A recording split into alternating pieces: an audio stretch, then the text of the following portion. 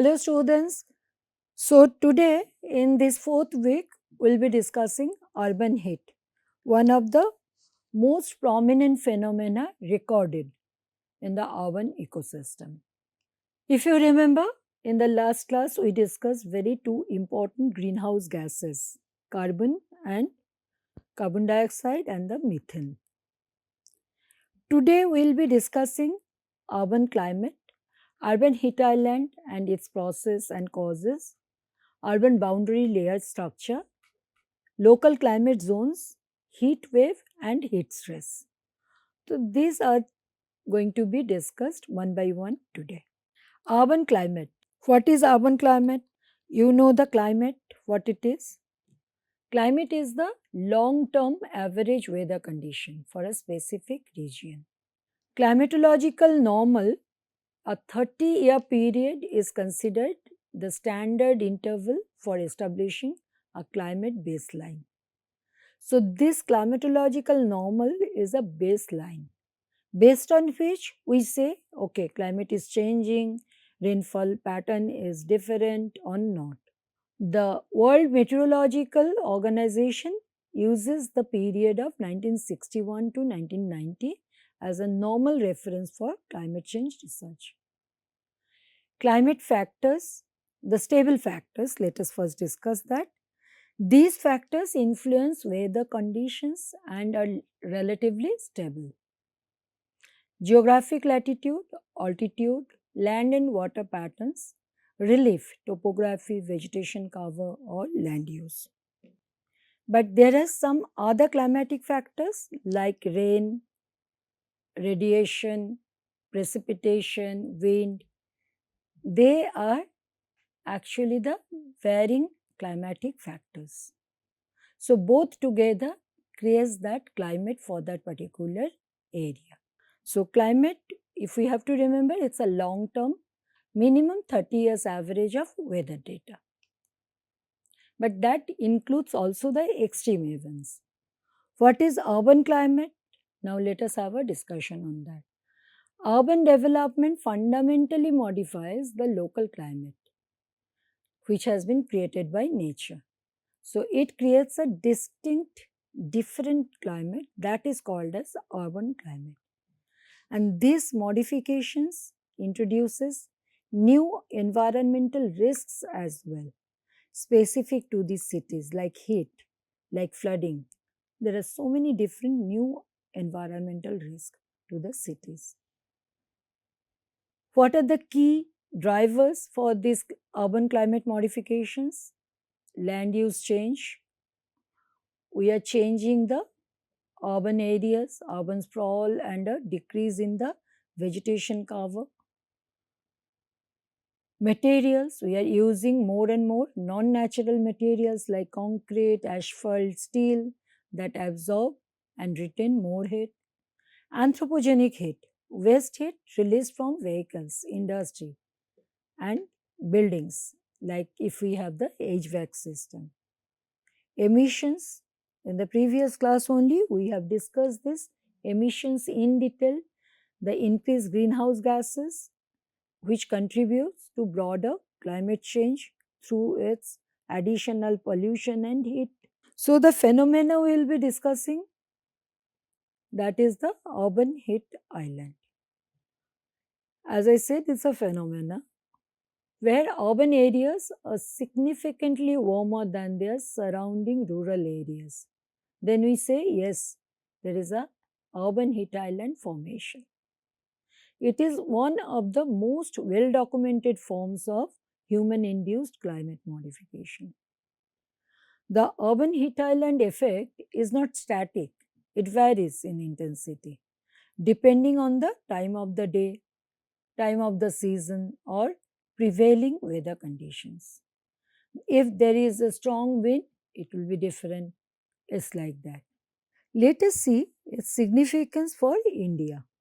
The mean annual temperature across India has already increased by up to 1 degree Celsius between 1990 and 2009 compared to the climate normal Clino baseline 6190.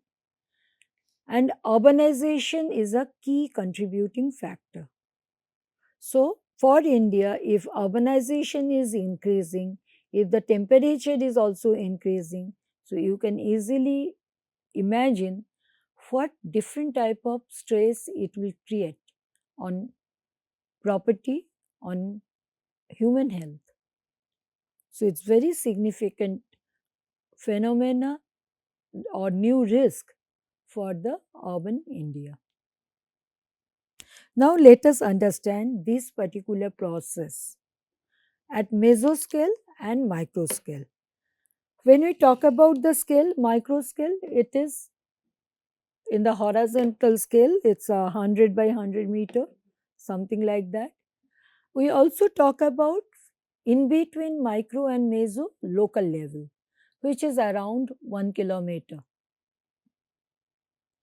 Mesoscale is beyond 1 kilometer and it can be the intercity as well. So now let us see this image which is actually going to tell us about this UHI process. What is happening in the urban areas? We are having this impermeable surfaces which are reducing the surface moisture and evapotranspiration. So that is the surface on which we are having buildings. Now the buildings are using materials and these materials are having a very different type of absorption quality. So they are having a low reflectance surfaces. They are having low reflectance surfaces and they are absorbing the solar radiation. So the heat is now trapped and they are also trapping by reflections. And what is happening here? You just see the buildings where they are very close by the tall structures. There, the re-radiation is actually cannot go to the atmosphere clearly, obstructed view of sky, which is again trapping the radiation inside. So this is also adding the heat and the surfaces are non-natural. Insulated surfaces we are using, that is also leading to high daytime surface temperature. We are having lot of anthropogenic activities including our transportation that is adding the heat, humidity and the pollutant. We are irrigating but only in selected places.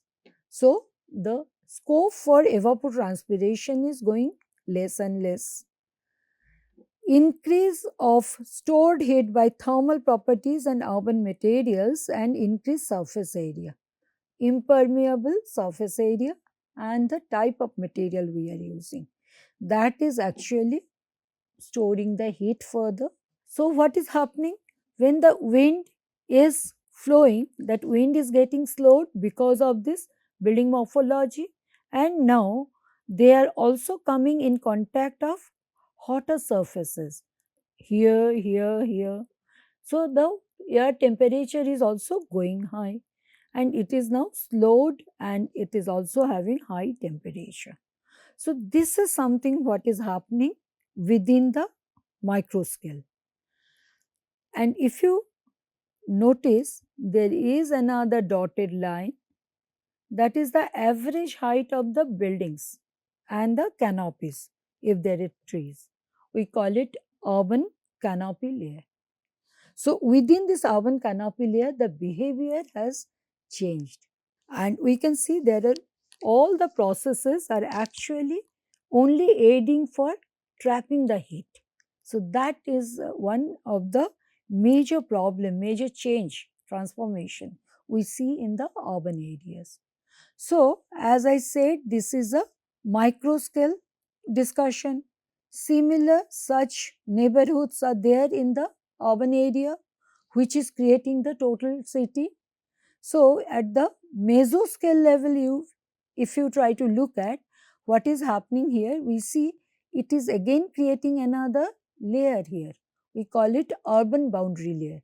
And this layer is actually having lot of activities within. And this is different from its surrounding rural neighborhoods. So if there is no wind, it will be a dome like this, within which what is happening? The industrial areas are adding the plume, the pollution, the emission, and the building, what they are doing, that we have already discussed. So addition of heat from roofs and tops of the urban street canyons. These are canyons, width and the height, that is a canyon. Rough urban surface, that is slowing the winds, that we discussed. The pollutions, the polluted emissions is making it warmer. So addition of this anthropogenic heat from chimneys and vents and transportation, everything is adding heat into it, and also pollution. So emission as well. So within this urban boundary, it is having a very different type of climate now, which is completely different now, modified from the natural climate. So at the mesoscale, we see that this type of changes is happening, and we call it urban boundary layer, within which this is happening. So urban canopy layer, let us just go through it quickly. Urban canopy layer, the layer from the ground up to the mean height of buildings and trees. This is the layer where people live and experience the climate directly. Whereas the boundary layer, the layer above the UCL, urban canopy layer, where the urban area as a whole influences the atmospheric conditions and creates a new one, modified one. It often forms a distinct dome of warmer, more polluted air. You remember the carbon dome? It's the same dome here, which is warm and very polluted, and it is over the city and represents the city scale atmospheric modifications. It has features like urban plume. Let me go back to discuss this urban plume. Urban plume is something like if there is a strong wind, then this urban boundary layer, what urban dome it has created, that will get deflected. And this polluted and heated air will mix with the wind, and that will and go to the downstream, that we call urban plume. So it is a modified air, it's not the normal air anymore. So it has features, this urban boundary layer is having the features like urban plume, urban heat island. The rough texture of a city increases the turbulence, whereas it also slows the speed compared to the rural areas. So the pollution can get stagnated. Now let us see which are causing this urban heat island. First one is the urban geometry. If you compare with a normal rural area, it will have very small height buildings. Whereas in the urban areas, you can see the tall structures, low buildings and the tall buildings. So they are creating these canyons. Very new feature, whereas here it's open. So whatever solar radiation any area is receiving, now the canopy is actually dictating how re-radiation will happen, whether it will get re-radiated within the canyon, like it is coming here only, and then only it can escape. So after few re-radiation cycle, it can escape. Similarly, in case of a taller structure, this cycle will continuously go on.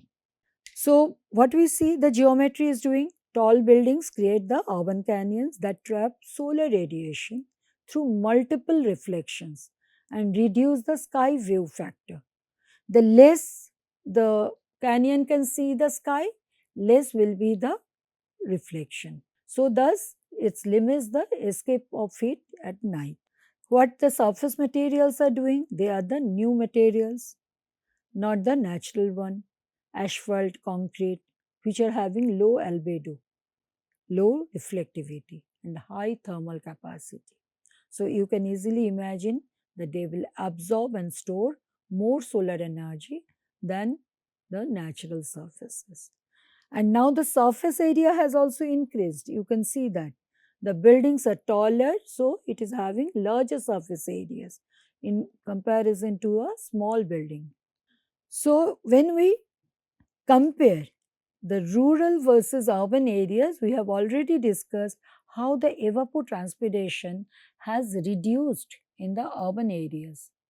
And this reduced evapotranspiration, the lack of is due to lack of vegetation and permeable surfaces. And what it does, it influences the natural cooling.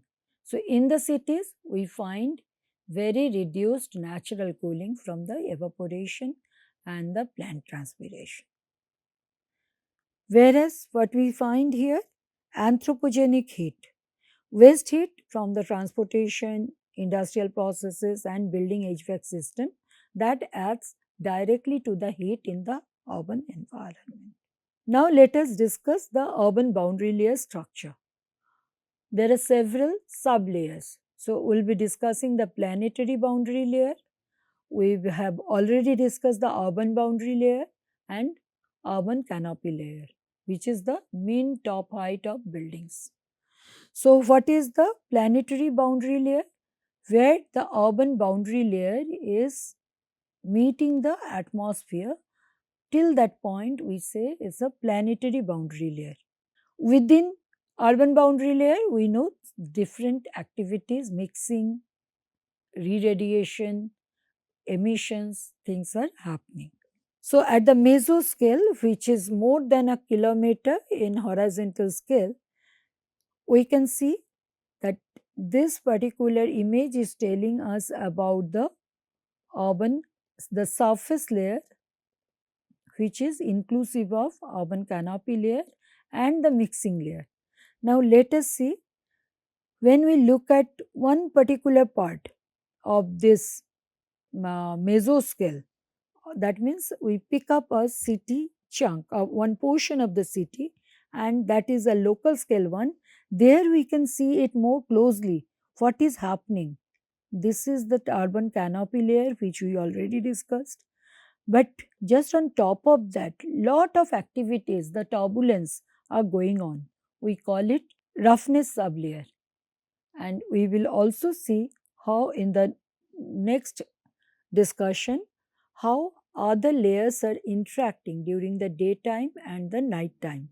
They change.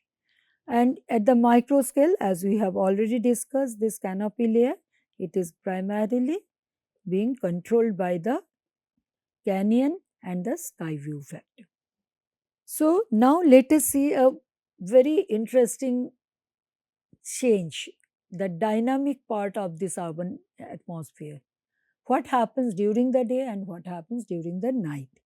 The structure of the urban boundary layer, it's a dynamic one, it's nothing fixed. It changes. It changes significantly between the day and night. You can see in this figure is the day, what is happening during the day when sun is there. If the sun is there, solar radiation is coming. Entrainment zone. Entrainment zone is, it's a zone, it's a lead, but the lead is dynamic by itself. Within this also mixing is happening. And we can start from the ground. So we know by now the urban canopy layer, which is around 10 meter. It can go also up, maybe it can go up to, let's say, 30-40 meter depending on your city morphology. On top of that, as I was showing you in the previous slide, there's the roughness sublayer. So the turbulences are not only happening within the microscale, those canyons, it is also having a very active presence under the presence of sun, solar radiation in the roughness sublayer. On top of that, there is inertial sublayer. Both the things together is creating the surface layer.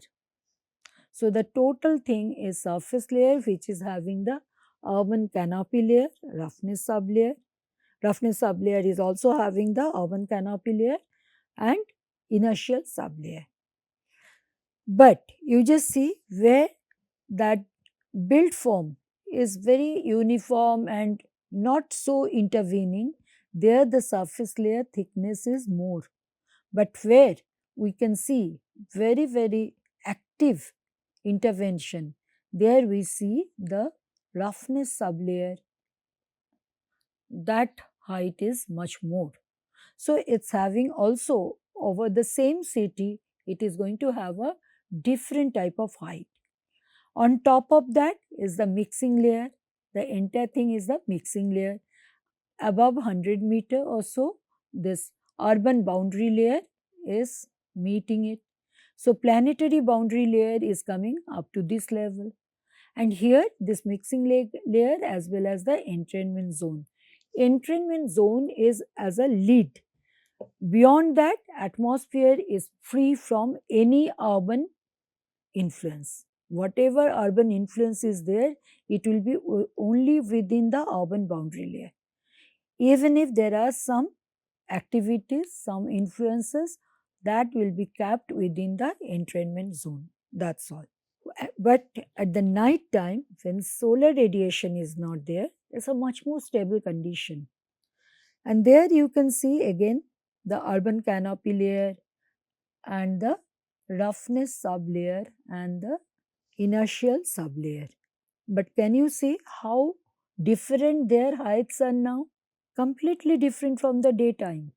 Whereas nocturnal stable layer has come down. This mixed layer, elevated inversion, and then there is a residual layer. And now we talk about not the entrainment zone, which is also dynamic in nature. This is the capping inversion. So it's a complete lid. So nothing is going beyond this, and nothing is happening there also. So it's acting like a good lid during the night time. But you can see how the canopy layer, though it is the same one, but roughness sublayer has changed. Mostly the change we can see in the inertial sublayer. So that's the way daytime and nighttime profile of urban boundary layer is different. So let us see the categories of urban heat island now. Atmosphere above the city is structured into layers influenced by the urban surface, as we were discussing. Urban heat island is measured in different parts of the urban environment, giving rise to distinct types, like surface urban heat island. On the surface, if we measure, that's the surface urban heat island.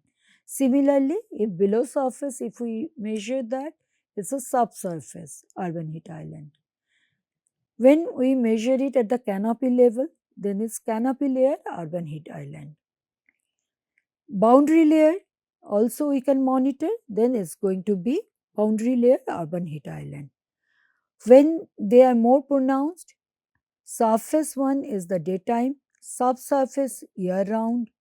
Canopy layer it changes. Just now I have shown you both day and night, they are very pronounced. And the boundary layer is the night time when we see very distinct difference into the level. And what are the impacts? Heat radiation increases discomfort when we try to see the surface level urban heat island. We always see the air temperature is going up. Soft surface is affecting everything, including the infrastructure below ground. Soil health, vegetation, everything is affected.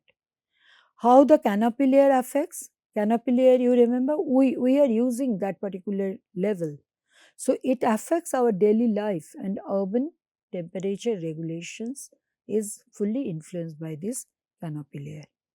Boundary layer, it influences much broader thing. It alters the local weather patterns, air quality and atmospheric processes, but within the boundary layer only. If the urban plume is there, then they will influence the downstream. Now let us go for another good addition in the knowledge, that is the local climate zones. How to understand, how to study these different microclimates, because they are so very local. So, to better understand and compare urban climate features like UHI effects, pollution, cities can be classified as local climate zones. Local climate zones are the regions with uniform surface cover, structure, material, and human activity that have a distinct homogeneousness in the local climate pattern. The system includes 10 build types. I will show you those, and 7 land cover types. This classification has helped the community a lot in identifying which urban forms are most likely to generate intense heat islands. There are 4 relevant controls which are very important for the local climate zone. One is fabric, land cover, structure, and metabolism, which tends to cluster together in a city. So, the build type, as I was discussing, there are 10 different build types and 7 different land cover types. Let's see them. LCZ1 to LCZ10. LCZ1 is compact high rise. You can see its image also, presentation. Is graphical presentation. Then the compact mid rise, compact low rise, open high rise. You have the high rises but with lot of open spaces in between. Open mid rise, open low rise. Then we come to the lightweight low rise. Large low rise. You have the warehouses, you have the factories, they can come under this large low rise.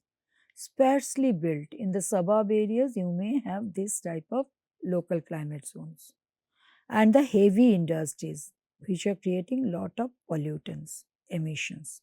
So they are classified under another separate LCZ 10. What is the land cover type? Dense trees, scattered trees. LCZ C is the bush or scrub. LCZ D is the low plants. LCZ E is bare rock or paved. Then bare soil and sand and the water. In addition to that, you can also add some sub properties to it. So that's the way local climate zones have been classified. It has its own range. If you are interested, you can look at the reference and try to understand how this fabric, land cover, structure, metabolism, they are being defined for each one of this build type and the land cover type. How they do look like? This is a LCZ for Dublin, where we can see the built LCZ as well as the natural LCZs in this. All the legends are given. This is a map where we have done it for the LCZ for Delhi, and this map illustrates the application of the LCZ framework for Indian megacity of Delhi. Analyzing such maps will help the urban planners to identify the hotspots for the heat, and then we can strategically implement our cooling measures like greening initiatives or any other active measures whatever we plan. So, local climatic zone really helps a lot to identify these stress points. So, next thing we will be discussing after the urban heat island is the heat waves. Heat waves is a period of unusually high temperature that are above the normal expected conditions for a region.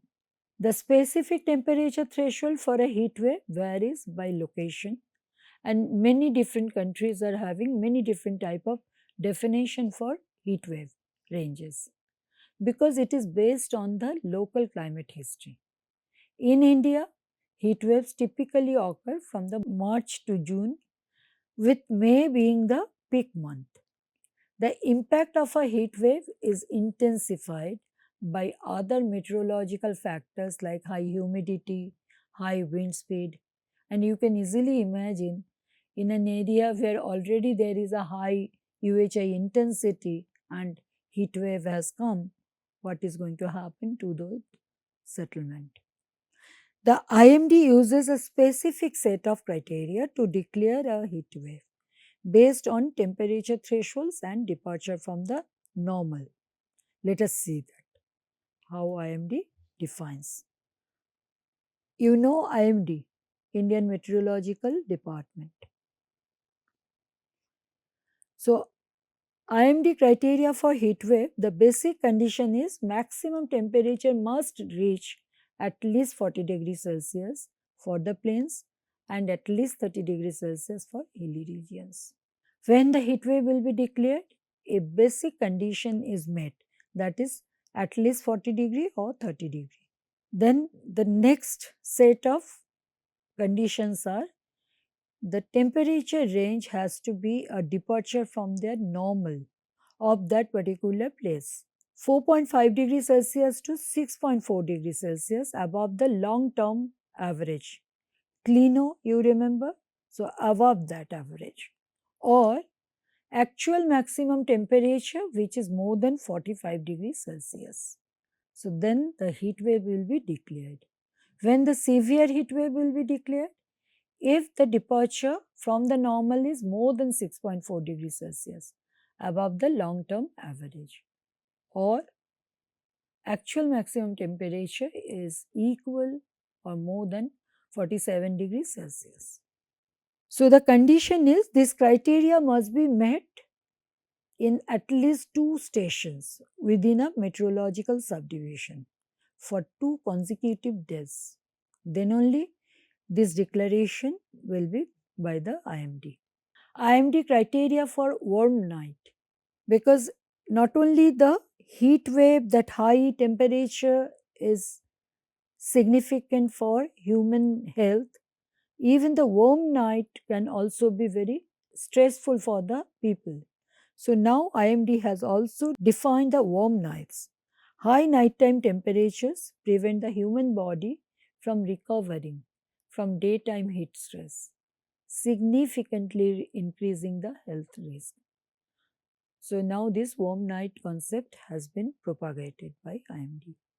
Basic condition, when we will consider warm night, when the daytime maximum temperature was 40 degrees Celsius or more, and the minimum nighttime temperature departure from the normal is between 4.5 degrees Celsius and 6.4 degrees Celsius.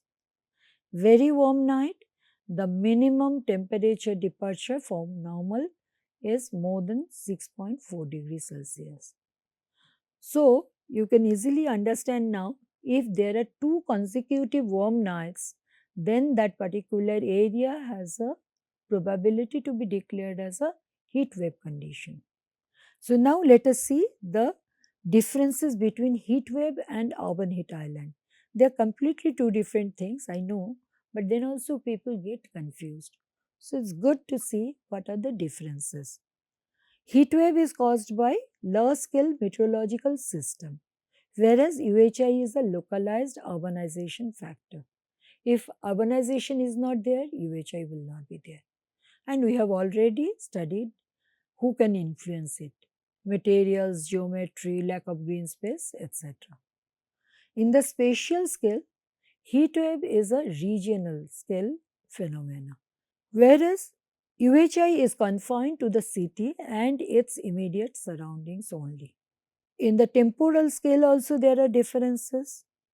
A temporary weather event lasting days or weeks are generally the scale for heat wave, whereas UHI is a persistent, chronic condition of the urban climate. It is present year round but most intense during the summer.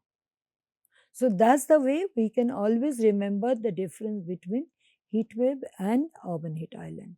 While both relate to extreme heat, they are distinct phenomena that can interact and worsen each other's effects, as I was discussing just before.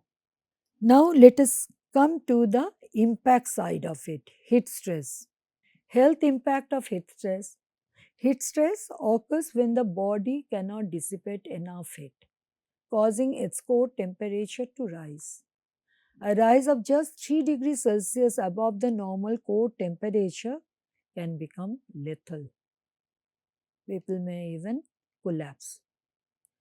Failure of the body's thermoregulatory mechanism that leads to physiological strain, and serious health conditions under the heat stress. Heat cramps, swelling, fainting, often with a fever below 39 degrees Celsius, these are very common. Heat exhaustion, characterized by fatigue, dizziness, headache, nausea, and muscle cramps. Now, in some of the important hospitals, city hospitals, during summer, they are actually keeping separate facility for they are treating the patients who are under heat stress. Thermal balance and heat stress. The human body constantly produces heat through the metabolism. All of us we know. Even when we are sleeping, it is continuously having some activities. So 70 watt during our sleep and 700 watt or plus when we do heavy activities and must dissipate this heat to the environment. That is the core of body balance. Once human beings are consuming food, that is now giving us the energy and it is also giving us the heat. We are also having our own metabolism. So that's the way we are generating lot of heats and which needs to be dissipated. Other than that, human body will not be in balance. So if you remember this heat balance equation, where we have tried to understand which are contributing towards the heat generation and which are contributing towards the heat dissipation, then metabolism, it is always positive heat generation. Radiation, sometimes the body can also receive and most of the time it radiates. So it's a plus and minus. Same about the convection, same about the conduction. Whereas evaporation is always through our sweats, through our respiration, it's always dissipation. So it's a minus. So once this heat balance, those different processes are being taken together, then the right hand side will have either 0 in the balance condition or it will have the delta S. There will be a change in that stored heat, so it's a delta. So, how we define the thermal comfort? We define the thermal comfort when heat dissipation equals to the heat production. As I mentioned, it will be 0, leading to a state of satisfaction with the thermal environment. If this delta is the change in the store is small, it is manageable. Otherwise, as I was discussing, those heat cramps and other things will come in. Cold distress also happen, but now we are discussing the heat distress. Measuring the thermal stresses, heat stroke, a life-threatening emergency where the core body temperature rises to 40 degrees Celsius or higher. I was mentioning even 3 degrees Celsius from the core body temperature, that change is lethal. Symptoms include delirium, seizures, or coma. High humidity also worsen the heat stress by slowing the evaporation of sweat, which the body's primary cooling mechanism. So if that mechanism is not working, then body cannot dissipate heat and creates that problem. Approximately there are 200 plus indices to measure these different thermal stresses and they have been developed to assess thermal environment and each one has its own strength and limited applicability because each one was developed or are getting developed for a particular purpose. So these indices combine environmental variables like temperature, humidity, wind, radiation, which are variable, with personal variables like your clothing style, your metabolic rate, what activity you are doing, your age, your sex. So there are several personal variables as well. To predict human thermal sensation or physiological strength. That is the output of this index. Let us see some of the key indices. For the outdoor environment, physiological equivalent temperature PET, Universal Thermal Climate Index UTCI, which is really being used a lot nowadays. Then there is also standard effective temperature for outdoors, outset. Similarly, in indoor environments also we have several. Some of the quite regularly used one are predicted mean vote PMV, standard effective temperature SCT. We will be concluding this discussion with this mitigation part. How we can take care of this urban heat which is creating heat stress. Mitigation measures aim to address the root cause of the UHI effect. You cannot really take care of heat wave easily. That's a very regional phenomena. But you can take care of UHI. How you can do that? You can increase the vegetation cover. Parks, trees and vertical gardens provide cooling through shading and evapotranspiration. And also that if you remember that photosynthesis, that is a major process which this vegetation will be allowing. So the solar energy will be trapped in a different fashion. We can implement the green infrastructure like green roofs, green walls. Green roofs actually insulate the buildings, reduce the stormwater runoff, and cool the surrounding air. So many benefits we can get out of the single intervention, that is the green roof. Similarly, green wall also can give us shading the building facades and providing evaporative cooling. So indoor environment will be very comfortable. We can also use appropriate building materials and construction techniques which are beneficial and less uh, energy intensive, so emissions will be less. We can use cool materials like cool roofs, highly reflective materials that absorb less solar energy. So the radiation will be reflected back. Cool pavements using reflective coatings or permeable materials for the roads and walkways to reduce the heat absorption. If it is permeable materials, then it will also allow water to get percolated. That is another added advantage. Or the lastly, what we can do, more integrated one, that is the smart urban design. We can optimize the building orientation, spacing, and height to enhance the airflow and provide mutual shading. We can promote water bodies and blue infrastructure. And that's the way we can keep a tab on this urban heat island. So today we have discussed several things: urban climate, urban heat island, and the process and causes. If you have any question, please share with us. Urban boundary layer structure, we discussed. Urban climate, local climate zones, heat wave, and heat stress. These were in today's discussion. This is the reference list for you. Thank you.